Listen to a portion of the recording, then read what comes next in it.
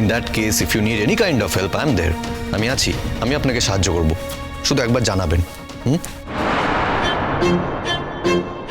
তোমার কি গায়ে লাগলো মিঠিকে আমি কথাটা বললাম বলে? কেন মনে হলো আপনার এটা? আমি কি সে কথা বলেছি? আমি তো আপনার ফরেই কথা বলছি, আপনার পক্ষে কথা বলছি।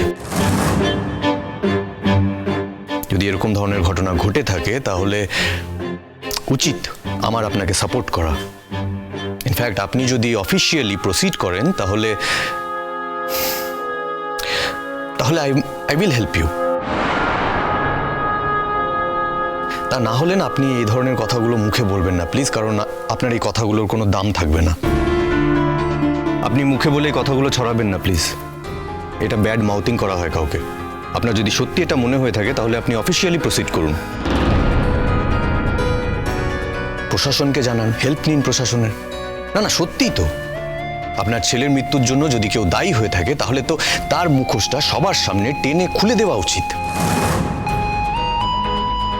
তাকে টেনে হিচড়ে সবার সামনে এনে দাঁড় করানো উচিত, তার পানিশমেন্ট পাওয়া উচিত। সেটা না করে আপনি তো মা, মনে মনে এই কষ্টটা কেন রাখবেন? আপনি বিভিন্ন অনুষ্ঠানে গিয়ে পাবলিক ডোমেনে এই কথাগুলো আপনি বলবেন, এটা কি খুব একটা বিশ্বাসযোগ্য হবে আপনার মনে হয়? দেখুন আজকাল না সবাই খুব অ্যাওয়্যার থাকে সব কিছু নিয়ে। কি ভাববে বলুন তো তারা? হঠাৎ আপনি এই কথাটা কেন তুলছেন, কেন বলছেন এই ধরনের কথা? সঠিক সময় সঠিক কথা সঠিক জায়গায় কেন বলেননি?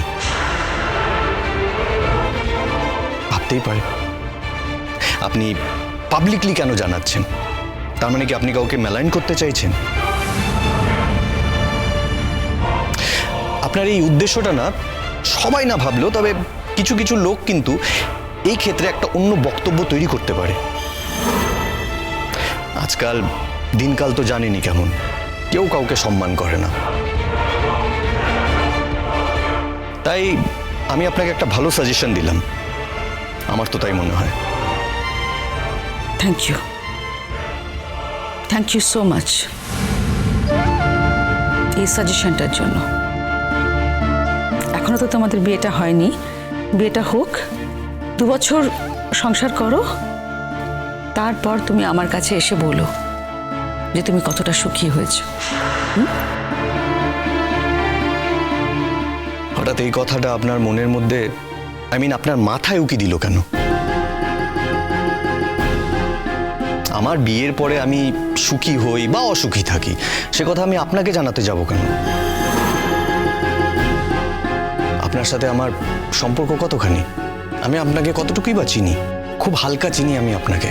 আপনি কেন এক্সপেক্ট করছেন যে আমার জীবনে এই ধরনের ঘটনা ঘটলে আমি আপনাকে জানাতে যাব? বাবা বুড়ি, তোমার হবু জামাইয়ের তো খুব ট্যাকট্যাকে কথা। না হবু জামাই বললাম কারণ তোমরা হয়তো আমাদের সব কিছু খুলে বলতে চাও না, কিন্তু মিঠির সাথে ওর ঘনিষ্ঠতা দেখে এইটুকু বোঝার বুদ্ধি আমাদের হয়েছে যে ওই তোমাদের জামাই হতে চলেছে।